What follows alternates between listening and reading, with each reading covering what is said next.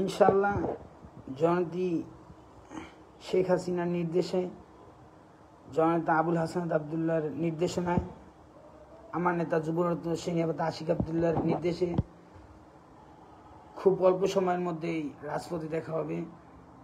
আমরা যুবরত্ন সেনাপতি আশিক আবদুল্লাহর নেতৃত্বে রাজপথে ছিলাম, আসি, ইনশাল্লাহ থাকবো। আমরা সবাই গণদি আগলজারার, আমরা সবাই ঐক্যবদ্ধ হয়ে জনগণকে সাথে নিয়ে একসাথে লড়াই করব।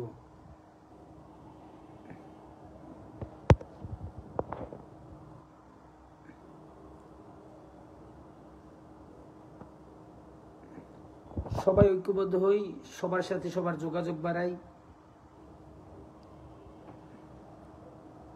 সেনাপতি আশিক আবদুল্লাহ ভাইয়ের নেতৃত্বে আমরা আবার রাজপথে জয় বাংলা স্লোগানে ধাবিত হব।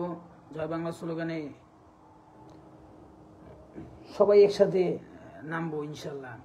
আমি তো বললাম যে 90 মিনিটের খেলায় আমরা 10 মিনিট যুদ্ধ করবো। 90 মিনিটের খেলায় আমরা 10 মিনিট যুদ্ধ করবো।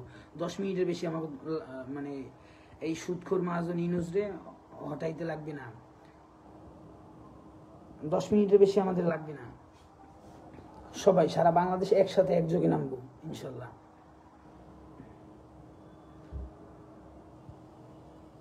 হটামু ইউনূস, বাঁচামু দেশ, মুক্তিযুদ্ধের বাংলাদেশ, বঙ্গবন্ধুর বাংলাদেশ, শেখ হাসিনার বাংলাদেশ।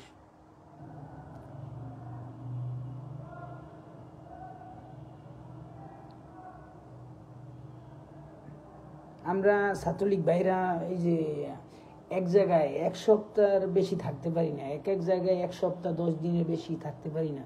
খুব কষ্ট হইতেছে আমাকে। বিশেষ করে আমাদের উপজেলা গণদি আগলজারা উপজেলার যারা সিনিয়র নেতাকর্মী আছেন সবাই একটু সবার খোঁজ খবর নেন।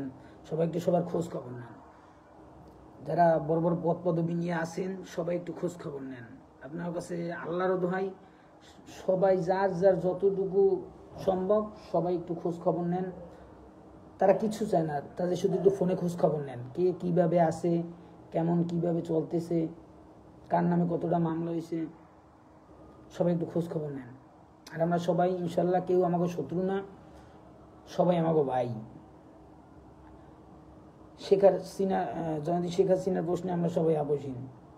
জয়ন্তী শেখ হাসিনা থাকলে আমরা থাকতে পারবো ইনশাল্লাহ। সবাই শপথ করি, সবাই ঐক্যবদ্ধভাবে রাজপথে মোকাবেলা করব।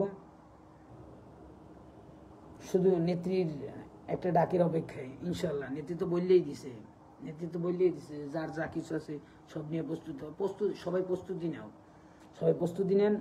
বিশেষ করে সিনিয়র, আমাদের যত সিনিয়র নেতাকর্মী আছে সবাই একটু খোঁজখবর নেন। জননেতা আবুল হাসনাত আবদুল্লাহ এবং আমার নেতা সেনাপতি আশিক আবদুল্লাহর নেতৃত্বে আমরা রাজপথে ছিলাম, আসি, আমরা থাকবো। যতদিন এই দেহে আছে প্রাণ, গেয়ে যাব মুজিবের গান। জয় বাংলা, জয় বঙ্গবন্ধু। ভালো থাকবেন সবাই, আল্লাহ হাফেজ।